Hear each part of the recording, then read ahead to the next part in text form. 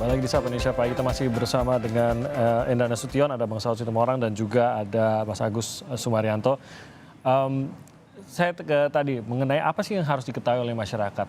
Kalau Mas Agus, Anda sendiri membayangkannya seperti apa? Kalau memang netizen ini diminta untuk ikut terlibat, apakah benar-benar apakah kita bisa berharap ada sebuah laporan yang mungkin cukup lengkap lah, walaupun mungkin tidak terorganisir seperti ICW gitu ya, tapi paling tidak bisa ada lampiran kah dari media sosialnya? Bayangan Anda seperti apa? Apa yang bisa dilakukan oleh netizen? Ataukah hanya sekedar ya memang meramaikan saja, tapi tidak berupa laporan resmi kepada institusi seperti KPK?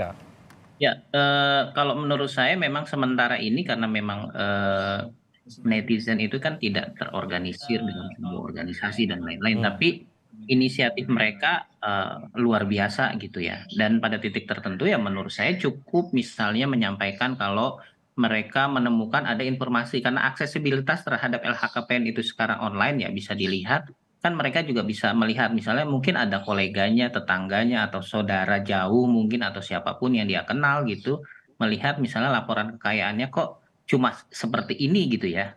Padahal dia Hmm. sering datang ke suatu tempat dan dia tahu bahwa itu sepertinya miliknya gitu. Nah, dari hal-hal yang seperti itu kan bisa bisa membantu aparat penegak hukum sebenarnya yang kesulitan untuk menelusuri di mana aset-aset yang dimiliki oleh seseorang yang tidak melaporkan misalnya. Hmm. Nah, seringkali juga dari pernyataan atau data yang ada disampaikan kan suka menimbulkan kecurigaan kita. Kayak misalnya Pak Darmanto atau Kepala Bea Cukai ya. Ya. Eh, ada dia punya harta kekayaan 15 miliar, 15 miliar. Kemudian hutangnya ada 9 miliar. Kenapa kemudian kok hutangnya tidak dibayarkan aja ya? Tinggal 6 miliar gitu. Hmm. Kekayaannya kenapa kemudian seperti dalam tanda kutip dipelihara hutangnya? Hmm. Timbulkan kecurigaan kenapa hutangnya tidak segera dibayar.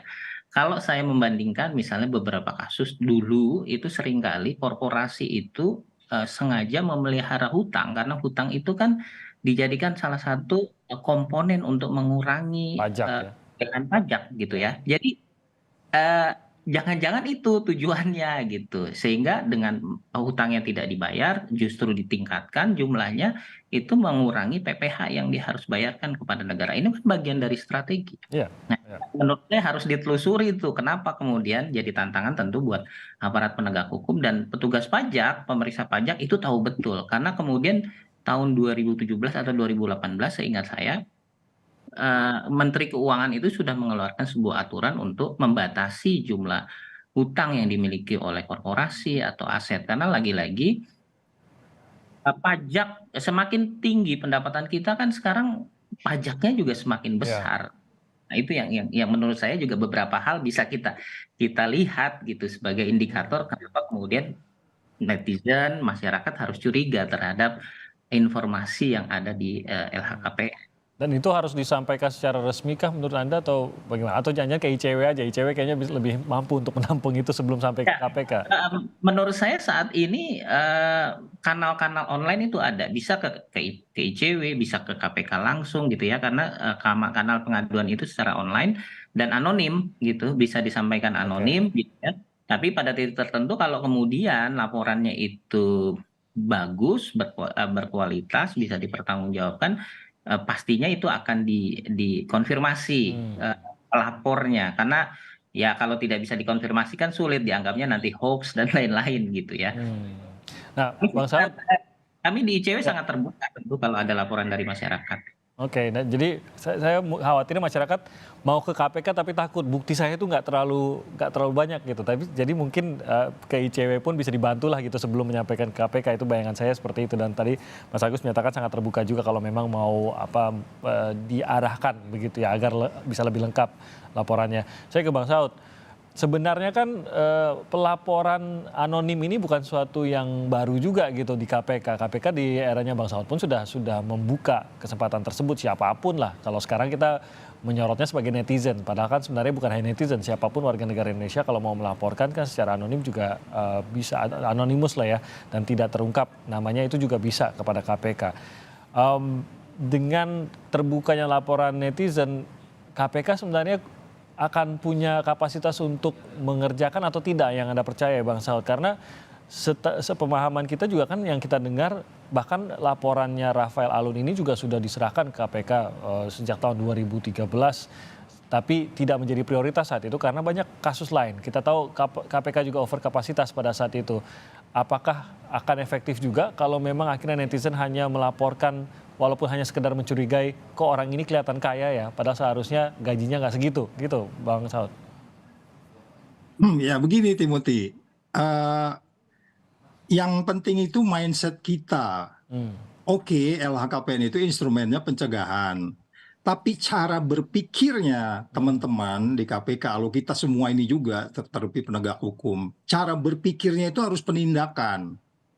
Oke. Jadi penindakan itu adalah termasuk detail-detail. Kalau orang melaporkan seperti yang kemarin itu dengan simpelnya mengatakan itu udah dicek itu atas nama orang lain mobil itu sudah makin curiga lagi. Kalau dari bahasa teman-teman di ICW itu kita harus makin curiga lagi, dan memang modusnya begitu. Ya. Nah, soal kelengkapan Timothy, sekali waktu ya saya acara nih di salah satu mall gitu. Rupanya ada ibu-ibu kali lihat saya, dia nyobekin kertas, tuh Pak Saud tuh ngasih ke ajudan kertas itu. Dari ajudan ngasih ke saya sepotong kertas. Tahu nggak isinya? Dia bilang, Apa? Pak Saud, tetanggaku gue kaya banget, tangkep dong. Dia ngomong begitu gitu. Itu sesimpel as that. Kalau saya waktu itu artinya pimpinan KPK sendiri, gua selidiki sendiri itu. Tapi kan nggak bisa kolektif kolegial di KPK itu. Jadi banyaknya laporan-laporan dari PPATK yang 183 triliun itu yang katanya kemarin itu kenapa nggak didalami? Kita juga tanya-tanya, jangan-jangan perspektif kolektif kolegial. Jadi masyarakat melaporkan itu jangan ditanya mana buktinya. Makanya kemarin kan ada orang bilang soal pajak tuh. Terus yang ngelapor marah, ya udah gua aja di situ, lu keluar aja dari KPK. Dia bilang begitu loh, gua aja yang gajian, jangan kamu, katanya gitu. Jadi laporan-laporan yang tidak lengkap, simple ibu-ibu yang ngelapor tadi itu pun, itu kalau saya punya waktu saya tanya di mana ibu tinggal. Udah saya nggak usah tanya-tanya lagi, dia bosan juga. Bapak kok nanti kalau kan dia ngomong tetangganya dia kan, ya saya datangin aja tetangganya, itu tangganya dia, lihat saya suruh balance. Itu yang saya katakan kembali lagi, dia harus disampling. Sekali-sekali itu di apa namanya di random gitu loh, dari sekian ribu. Bayangin aja Matthew tadi bilang itu lebih hampir 500.000 yang wajib bayar, 384.000 lebih orang. Bagaimana kita bisa mengawasi itu dengan jumlah orang yang terbatas? Tetapi kita bisa lakukan metode-metode yang kemudian orang jadi tobat. As a simple kita buang rokok sembarangan di Singapura, kemudian Anda kemudian didenda, kemudian dan seterusnya, orang berhenti kan begitu ya. Jadi model-modelnya, teknik strateginya, ini boleh instrumennya pencegahan, tapi kita berpikirnya itu penindakan dari ke hari, terus pendalaman-pendalaman tanpa kita harus menuduh. Mungkin cara berpikir itu yang harus kita ubah, Matthew. Jadi sebenarnya masih banyak trik-trik lah ya, saya gunakan kata sederhana trik yang masih bisa digunakan di dalam kementerian, di dalam lembaga, atau bahkan KPK yang menelusuri dana dari pejabat-pejabat publik. Masih banyak hal yang belum dijalankan sehingga masih banyak yang lolos lah. Seperti itu Bang Saud ya. Jadi oke lah kalau netizen boleh melaporkan, tapi di dalam itu sebenarnya masih banyak pembenahan yang masih bisa dilakukan gitu ya Bang Saud. Iya, jadi kompleksitasnya itu sangat banyak. Jadi secara bersamaan Anda harus belajar ribuan variabel secara bersamaan. Kita belum bicara lagi kalau di kantor-kantor itu selalu ada yang namanya three lines of defense. Ada pengawas internal, mereka bekerja enggak. Terus kemudian kalau kita bicara apa yang disebut governance, risk compliance, di situ ada kepatuhan-kepatuhan, ya kan. Kemudian mereka melanggar kepatuhan ini enggak. Terus ada komisi etiknya. Jadi memang banyak yang secara kompleks ini harus kita lihat dari awal lagi gitu. Jadi kalau belum lagi kalau dalam audit itu ada istilah tune at the top. Kalau tune yang di topnya ngawur, pasti ke bawahnya ngawur kan gitu ya kan. Jadi ini sekarang anak buah di bawah ini kan cerminan pimpinannya sebenarnya. Itu simple, as simple as that. Iya, jadi coba kalau bilang, kamu ya mulai besok kalau kayak gini gue berhentiin loh. Pasti dia berhenti. Ya, tapi kalau ngomongnya hanya tune at the top yang nggak jelas gitu ya, ya rakyatnya ya begitu terus. Maksudnya pegawainya begitu. Jadi yang tadi Timothy katakan, ada memang kompleksiti yang kita harus sama-sama sesuai dengan tempat kita masing-masing. Ya. Sebagai pimpinan, sebagai teman satu kantor, semuanya itu harus body to body system, ngecek begitu ya. Oke, tadi udah benar Mas Enda dengan teman dengan medianya, tetangga kita dorong untuk mereka bikin laporan. Tetapi nggak mungkin kita seselengkap LHKPN atau selengkap PPATK punya laporan. Iya kan? Jadi Ya, jangan betul. dijadikan alasan laporan lu nggak lengkap nih, dalamin lagi dong. Lah itu tadi, Ya. lu digaji bukan gua, gimana? Ya, itu tanggung jawab yang masyarakat juga inginkan. Jadi pada saat masyarakat diminta tanggung jawab, ya diminta terlibat lah ya. Tapi Yes, yes, yes. dituntut tanggung jawab yang lebih tinggi kepada aparatnya tentu saja. Gitu. Yes, Karena itu masyarakat poinnya. tidak mungkin menindak. Itu poinnya. Oke, nah tadi seperti digambarkan tadi, ya kalau tidak lengkap bagaimana dan lain-lain. Sebenarnya kan Bang Enda, kalau melaporkan, tadi saya juga mengatakan KPK sudah membuka ruang bagi siapapun yang mau melaporkan kasus-kasus yang mencurigakan, entah itu pencucian uang, korupsi, gratifikasi dan lain-lain gitu. Ruang itu sudah ada. Tapi kan sejauh ini mungkin belum optimal kasus-kasus yang diserahkan oleh masyarakat ini di aparat hukum. Bukan hanya KPK saja tapi mungkin kejaksaan dan kepolisian juga belum optimal gitu. Sehingga akhirnya kasus yang mendapatkan sorotan adalah kasus yang viral. Ini akhirnya institusi merasa terdesak untuk menyelesaikan secara cepat dan seterang benderang mungkin gitu karena viral.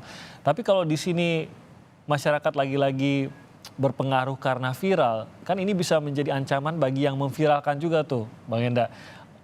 Kita tahu beberapa koruptor itu sudah diperiksa berulang kali, sudah bahkan rompi hijau pun kepalanya masih tegak sekali, masih membantah bahwa ia melakukan korupsi gitu, bahwa ia masih membantah apa yang dituduhkan pada dirinya gitu, dan bahkan bisa melawan balik dengan memberikan somasi kepada orang yang memviralkan. Apakah ini juga berbahaya bagi netizen juga nih, Bang Enda?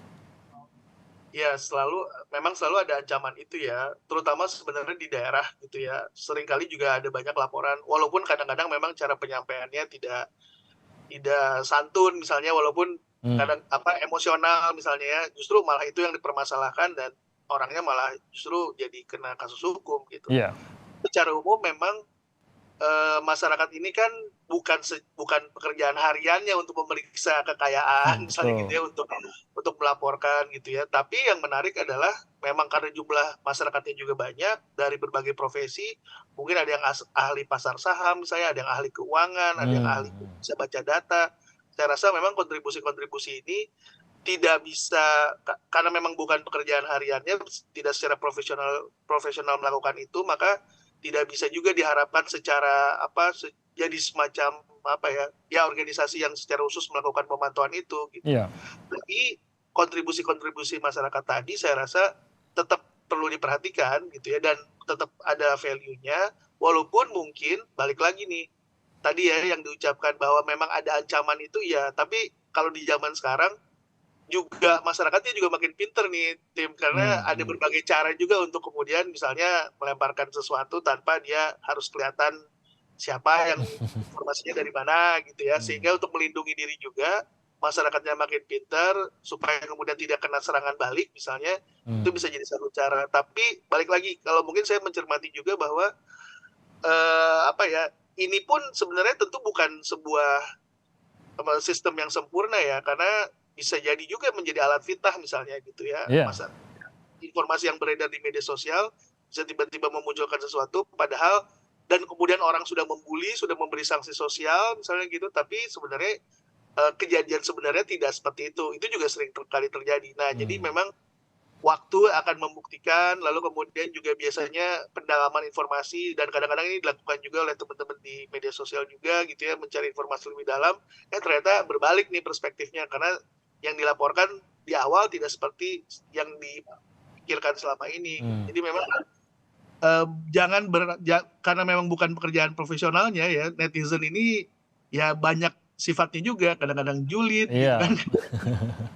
Tahu kadang-kadang ini ya, tapi inilah mungkin keberadaan teknologi digital dan media sosial inilah yang kemudian kita jadi punya banyak mata nih. Setiap orang punya handphone, bisa melaporkan, semua orang bisa menganalisa data. Tapi memang tetap harus ditindaklanjuti. Jadi saya setuju banget sama Bang Sao tuh. Memang penindakannya ini ujungnya yang harus terjadi, dan itu yang juga diharapkan sama masyarakat sebenarnya. Iya. Dan ya harus kompak, itu mungkin salah satu kuncinya ya Bang Enda ya. Kalau netizen tidak kompak, disitulah akhirnya kalah begitu. Tapi begitu bergerak, kita lihat institusi apapun di negeri ini pasti akan mempertimbangkan suara dari netizen tersebut. Jadi jangan-jangan nih, ya Bang Saud, jangan-jangan bukan berharap netizen untuk melaporkan ke KPK, tapi KPK bilang aja ke netizen, ini ada kasus ini, tolong bantu gua ramein dong, biar KPK tuh punya support gitu loh. Jadi masyarakat mendorong, pokoknya KPK atau kejaksaan atau kepolisian yang lagi usut kasus besar, jangan berani ganggu karena netizen ada di belakang mereka. Jangan-jangan itu yang lebih dibutuhkan, Bang Saud. Ya, memang sebenarnya situasinya kan yang saya bilang tadi, sekarang itu wisdom crowd itu udah muncul. Ya kan? Pokoknya Anda sebagai crowd kalau nggak wisdom pasti Anda tersingkir gitu. Ya. Ya kan? Jadi sekarang itu orang itu udah mulai bijaksana sama-sama menggunakan teknologi. Persoalannya adalah feedbacknya tadi lagi ya. Jadi saya khawatir nanti kita teknologi berganti. Tadinya laporannya 3 menit. Tadinya hanya lapor lewat WA, sekarang banyak media-media gitu ya. Makin banyak kan asumsinya sumbernya pasti cross check-nya akan lebih banyak. Satu orang bicara satu dengan 5 orang bicara satu dengan 3 metode dan seterusnya, tentu itu secara statistik aja pasti mendekati kebenaran. Jadi kalau menurut saya hati-hati juga kalau kita memberi PR kepada people ini, kepada masyarakat, kemudian tapi feedbacknya nggak ada. Kita kan udah pernah dengar sejak zaman dulu ada PO Box 5.000, di KPK ada 198, coba kecek deh 198 itu langsung ke operator di KPK bisa kita lapor. Itu kan sudah ada sebenarnya, tetapi model-model belum lagi email, belum lagi Instagram dan seterusnya. Saya khawatir masyarakat juga capek-capek lama-lama pegel juga. Jadi ini hanya kayak seperti guyonan aja. Ya udah deh daripada gua nggak ada kerja, ya kan? Jadi kayak seperti teman sama temennya gitu. Tanggung jawab mana? Enggak, udah lapor tadi. Gua juga udah lapor tadi. Begitu juga. Saya khawatir juga ICW lama-lama juga capek juga kan? Ya mereka akhirnya ditagi-tagi. Gua laporin ke lu mana katanya. Loh, ICW sudah distribusi laporan gitu. Jadi maksud saya, tetapi wisdom crowd ini tak boleh berhenti karena memang pastilah orang yang lebih bijak dan lebih lebih adil, lebih jujur, lebih benar itu akan ada satu society yang menuju seperti itu. Tapi jangan lupa mereka juga bisa lelah. Nah, itu yang kita khawatir. Nah, Mas Agus, kemana arahannya harus ini sikap netizen menurut Anda yang efektif ya? Kalau mengingat itu tadi bisa lelah, bisa juga tidak punya barang bukti sebenarnya, tapi ada keinginan untuk ikut serta dalam melaporkan. Bentuknya seperti apa nih yang disarankan dari ICW ini? Ya, menurut saya ini tetap harus dilakukan oleh netizen ya, dan ini kan tidak dilakukan juga setiap hari. Pasti ada waktu-waktu tertentu terkait dengan peristiwa-peristiwa tertentu. Nah, yang menurut saya paling penting adalah respon dari aparat penegak hukum atau institusi-institusi terkait. Bagaimana mereka mereaksi informasi atau data yang diberikan oleh masyarakat, bisa membedakan mana informasi yang hoax, mana informasi yang tidak jelas, tidak betul gitu kan. Rasanya aparat penegak hukum seharusnya itu punya tim medsos sendiri gitu ya, yang bisa memverifikasi informasi-informasi yang berkembang. Karena lagi-lagi soal penyelidikan atau penyidikan kasus tertentu itu kan berbasis pada data, dan datanya ada datanya primer, ada data sekunder, dan kita harus melihat data itu, mengklasifikasikan data-data yang ada dan mencari mana yang paling relevan untuk dimanfaatkan. Dan tentu tidak semuanya bisa dimanfaatkan. Tapi menurut saya momentumnya saat ini sangat tepat ketika masyarakat beramai-ramai mencoba berpartisipasi dalam pencegahan korupsi atau penindakan korupsi. Menurut saya itu harus kita apresiasi. Mungkin ke depan bisa saja KPK, kepolisian atau kejaksaan bisa membuat semacam gathering misalnya kepada netizen gitu ya, entah itu secara online atau offline, kemudian memberikan informasi bagaimana sih berpartisipasi yang konstruktif seperti apa. Menurut saya itu penting. Setuju. Kalau tadi seperti kata Bang Saud, tetangganya paling tahu. Ada lagi yang lebih tahu lagi Bang Saud, teman kerjanya itu lebih tahu lagi kayak hidupnya seperti apa. Kalau tetangga mungkin nggak terlalu tahu, teman kerja pasti tahu. Jadi mungkin itu juga kita harapkan dari dalam, kalau memang sudah tahu ada ketidakwajaran, bahkan tahu jelas ketidakwajaran itu dalam bentuknya apa, ya kita sama-sama bersihkanlah semua instansi di negeri ini. Terima kasih banyak atas waktunya Bang Saud, Mas Agus dan juga Bang Enda. Salam sehat untuk Anda semua, sampai kita bertemu lagi dalam lain kesempatan. Selamat pagi.